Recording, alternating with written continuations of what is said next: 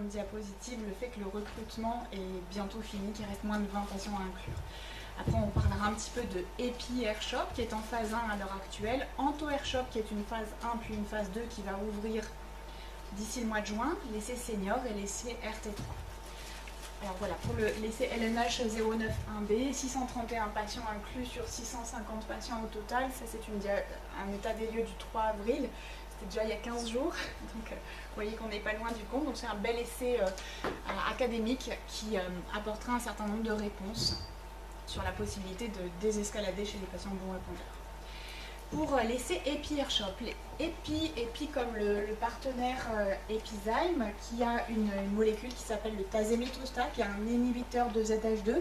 Le ZH2, c'est un gène qui fait partie du complexe polycombe, un modificateur de l'épigénétique, dont la mutation est retrouvée chez à peu près 20% des lymphomes de type GC et un peu plus de lymphomes folliculaires, et dont la mutation va avoir des conséquences importantes sur la lymphomagénèse.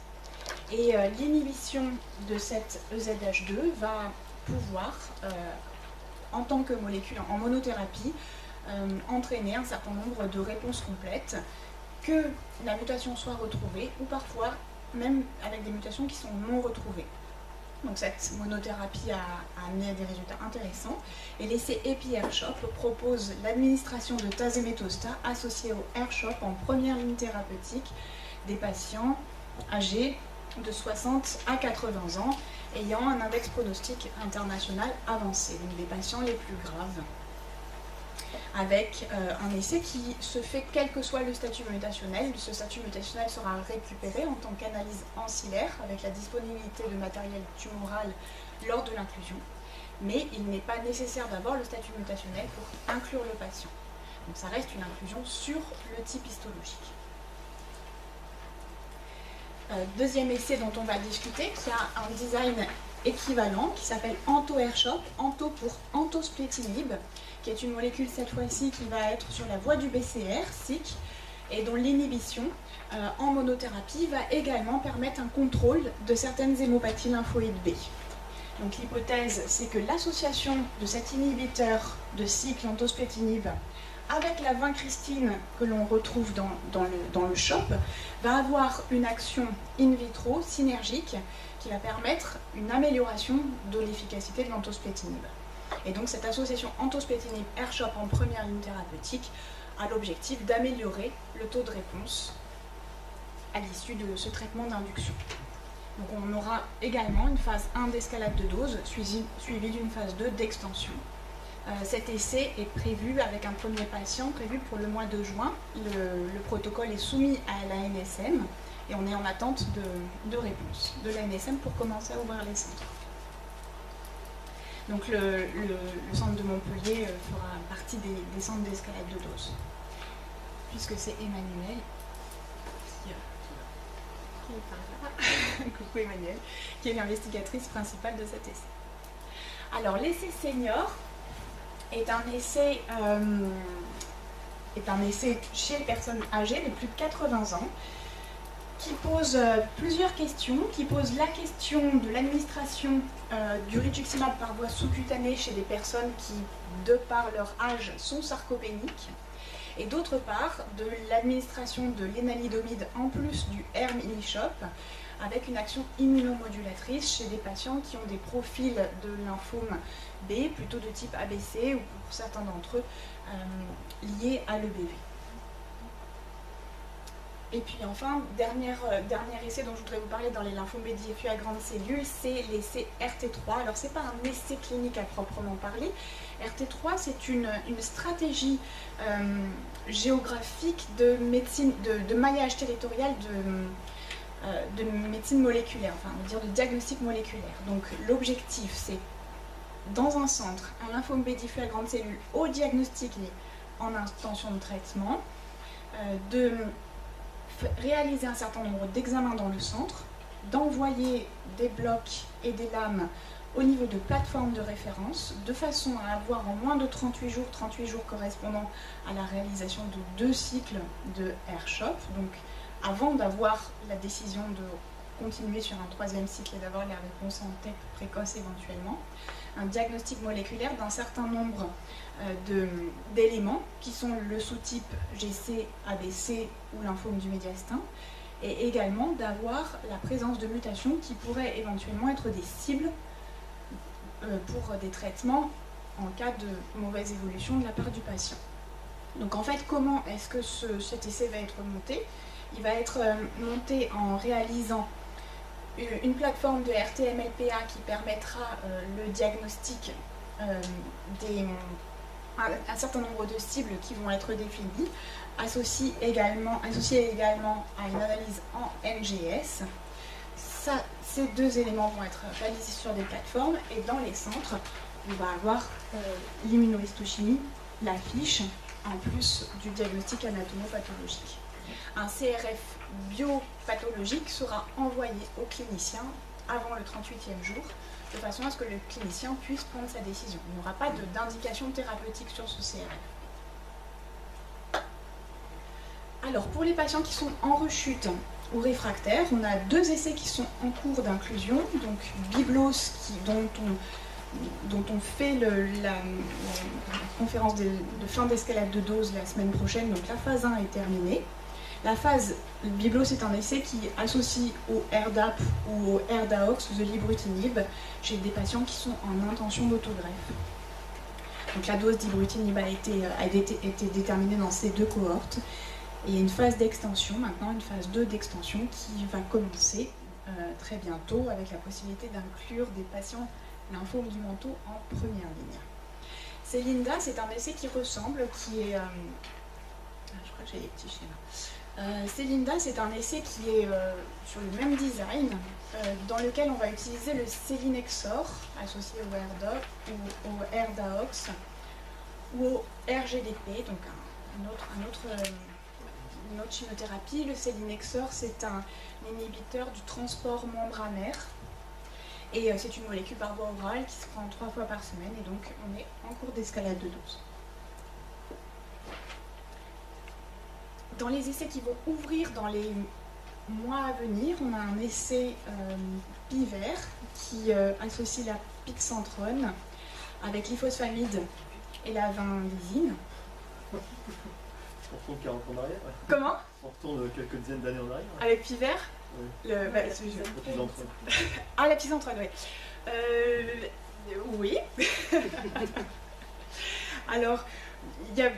Bon, non, mais on va dire que la pixantrone, c'est une molécule qui a l'AMM en 3e ligne thérapeutique du lymphome B diffus à grande cellule, qui n'est pas utilisée en monothérapie comme l'AMM stipule sa possibilité d'intérêt. Et donc, l'idée, c'est d'essayer de voir si l'association de pixantrone avec d'autres drogues pourrait permettre d'être une opportunité, en sachant que c'est un essai qui est assez large, puisque ça inclut des patients qui peuvent prétendre à une autogreffe ou des patients qui sont hors possibilité de rattrapage et d'intensification. Et l'essai est assez simple et il est monté sur l'observation d'un taux de réponse qui n'a pas non plus des prétentions extraordinaires, mais ceci dit, il y a peu d'essais cliniques qui ont été montés dans cette population. Donc il n'y a pas le côté nouvelle drogue, il n'y a pas le côté excitant de ces voies moléculaires, mais pourquoi pas quand même faire un essai d'association de chimiothérapie. Alors, après un essai qui est cher à Guillaume, un essai GATA, alors je vous en parle dans les lymphomes B diffus à grande cellule, et gardez en tête qu'il inclut également les folliculaires en récidive et aussi les lymphomes, autres lymphomes B, on va dire hors lymphome du manteau, en récidive. Alors GATA, là on est vraiment dans la médecine moderne, puisqu'il n'y a aucune chimiothérapie, c'est l'association d'obinutuzumab, de venetoclax et d'un anti-PDL1 qui s'appelle l'atezolizumab, avec un schéma d'administration de l'obinutuzumab hebdomadaire, puis toutes les 3 semaines. Le venetoclax qui s'introduit en augmentant progressivement, qui s'introduit à 8 jours, et l'atezolizumab qui s'implémente pour un total de 18 mois de traitement. Donc cet essai va ouvrir en septembre dans la région. Le centre qui sera ouvert sera à Montpellier. Un essai de phase 3, cette fois-ci niveau avec le nivolumab associé au GMOX ou au RGMOX chez des patients qui sont en récidive de lymphome B diffus à grande cellule. Cet essai également, en fait, c'est un essai de récidive des lymphomes agressifs, que ce soit des lymphomes B ou des lymphomes T. Le principe du traitement, c'est GMOX ou RGMOX avec du nivolumab qui est administré en prédose et au long du traitement par chimiothérapie. Phase 3 comparative, qui est un essai qui est à promotion allemande avec l'ISARC participe pour la France et les pays du LISARC, et c'est un essai qui est européen. Alors au niveau des critères d'inclusion, donc lymphome agressif en récidive chez des patients qui sont non éligibles à l'autogreffe, avec un certain nombre d'entités histopathologiques que l'on peut inclure notamment dans les lymphomes T, un certain nombre de lymphomes T. Alors la deuxième sous-entité, lymphome folliculaire, en première ligne thérapeutique, l'essai qui est en cours à l'heure actuelle pour les faibles masses tumorales, c'est l'essai FLIRT. Et puis, alors ça n'est pas un essai à promotion LISARC, mais on en parle quand même, c'est l'essai BENEFIT, qui est un essai, qui est un PHRC et qui propose l'utilisation de bendamustine dans les conditionnements de chimiothérapie du lymphome folliculaire en récidive. Donc je ferai juste que le citer. Donc pour l'essai FLIRT, c'est un essai qui pose la question de l'administration du rituximab par voie sous-cutanée avec un traitement un court entretien versus une monothérapie par voie intraveineuse par du rituximab. C'est un essai qui a aussi une forte connotation biologique avec beaucoup d'études ancillaires associées et qui permettra d'enrichir la connaissance de cette population de lymphome folliculaire de faible masse tumorale en particulier. Pour les lymphomes du menton, à l'heure actuelle, l'essai LIMA-101 est ouvert depuis le mois de novembre. L'essai LIMA-101 fait suite en fait, à l'essai LIMA au niveau du design. Et puis on parlera de MCL-R2 elderly chez les sujets âgés en première ligne thérapeutique. Et pour les essais rechute ou réfractaires, c'est Linda Biblos dont on a déjà parlé. Et l'essai Oasis qui est un essai à promotion DRC de Nantes. Mais étant un essai promu par un des membres, monté par un des membres du LISA et faisant participer les centres du LISA, je voulais quand même signaler dans la cartographie. Donc l'essai LIMA 101 propose une induction avec de l'obinucuzumab associé au DAP ou au DAOX, suivi d'une autogreffe, suivi d'un traitement d'entretien par obinucuzumab. L'objectif, c'est la maladie résiduelle. L'objectif principal de l'étude, c'est la maladie résiduelle avant autogreffe. Et il y a un suivi de maladie résiduelle médulaire qui se fait tout au long de l'étude.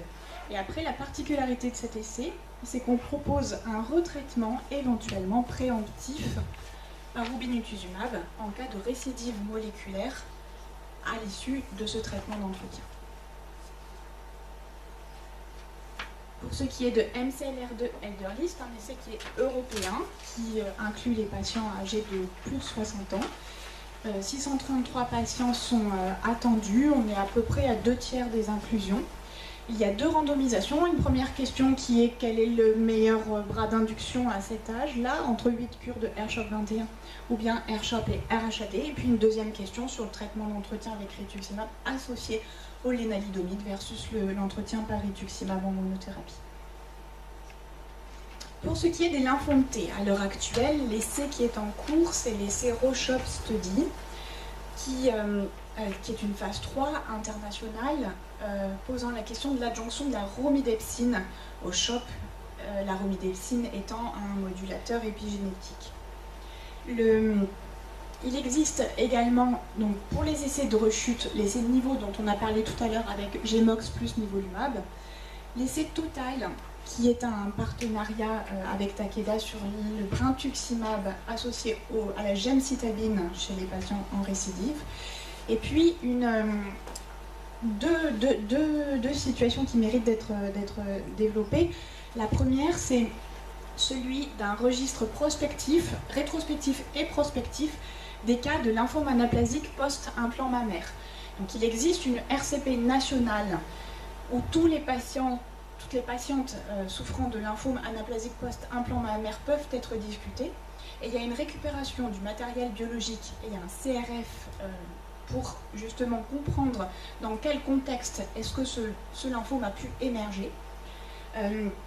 Donc c'est une étude observationnelle, mais qui se déclenche, on va dire, juste lorsque le clinicien ou le pathologiste déclare un cas.